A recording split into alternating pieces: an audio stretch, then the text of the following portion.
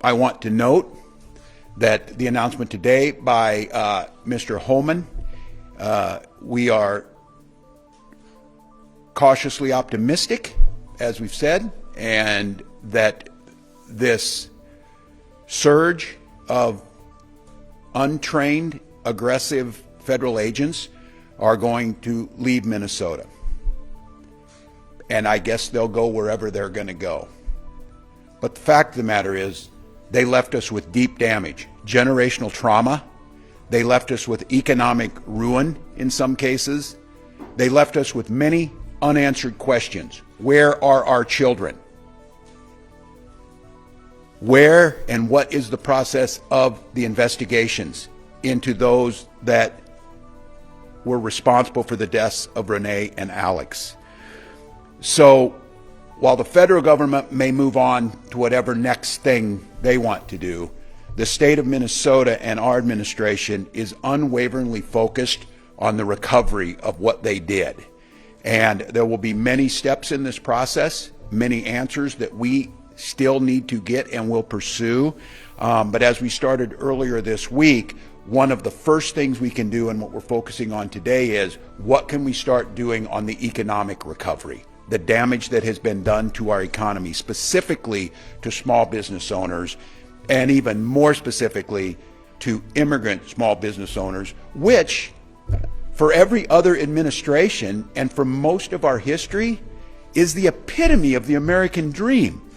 Come to this country with nothing and build something to be proud of, build something that creates jobs, build something that creates this incredible diversity and a food scene across this state that is second to none, to entrepreneurship, to the work that they've done.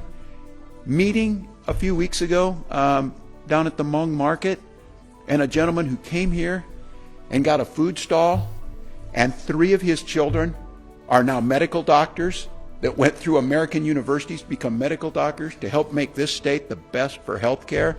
Those are stories we should be celebrating, not dangerous police chases through peaceful neighborhoods, not little boys in little backpacks being hauled away, and not mourning of parents and family for American and Minnesota citizens being killed on the streets.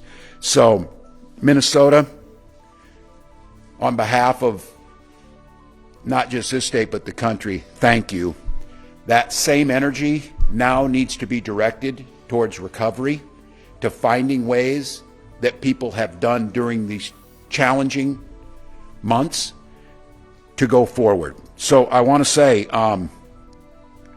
this damage is still being assessed, but we do know, and you're going to hear from some folks, you're going to hear from Henry, you'll hear from Commissioner Verlick about where we're at on the front end of this, and we're going to be proposing a reinstitution of our Small Business Emergency Fund. It's what we used very successfully during COVID in the recovery and the economic recovery that we saw in Minnesota that outpaced most of the rest of the country. We're going to be proposing a first-time $10 million one-time targeted loans, forgivable loans that we know, and I want to be very clear, is a very small piece of this, but what I am going to challenge as we get ready to start here in a few days, the legislative session, this legislative session needs to be about recovery of the damage that's been done to us.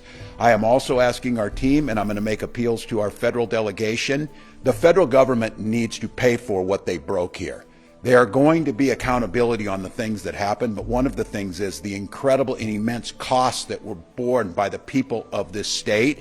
The federal government needs to be responsible. You don't get to break things and then just leave without doing something about it. So we're going to be asking the federal delegation to be investing and doing the things necessary. We have been in contact with federal leadership as a negotiation is happening right now on DHS funding and all of the things that we have an expectation, whether it be the investigations, whether it be going forward, no masks, because this, I got to tell you, one of the things, and I'm in contact with a lot of my colleagues, both at the federal level with the Senate and the House, but especially governors. I don't want these folks showing up somewhere else and doing this. So the changes that need to be made, the investments that need to come back, they need to show, they being the federal government and they being this administration, they need to do more. But I'm not going to hold my breath that the federal government's going to do the right thing. What I am going to do is I'm going to bet on the people of this state. And when we come into this legislative session, an expectation is this should be a bipartisan effort to protect these businesses, to protect what we have in Minnesota, to make changes here to improve this state. That should be very easy. And I think we've seen just some of the data surrounding this. There's very few things in this state that are more unpopular than what just happened to us. And there's few things that are more popular than recovery and supporting small businesses. So Minnesota, I know you've been through a lot. I know that we're still in the deep part of winter, but it's going to be 40 today here. The sun's going to be shining. Probably a pretty good metaphor for spring is out there, summer over the horizon, but it's going to take a lot of work. So the expectation is of myself and our administration and the elected leaders, we get busy in this legislative session and start repairing the damage from this, start putting in safeguards that it doesn't happen again. And I think using the momentum that we have to celebrate, Minnesota's reputation has been pretty well solidified out there of caring, gritty people who back down to nothing and do the right thing for their neighbors. And I think now we continue that same attitude into this legislative session and into this recovery to help the folks standing behind me and thousands of others to get back what they do best, creating jobs, creating opportunities, creating a good life, being able to see their children go off to school and then celebrate by, watching a baseball game when things start up here this spring.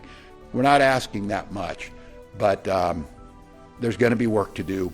You've got our pledge that we will do everything possible to make that happen. And today is a very small first step, but it is a concrete step that can make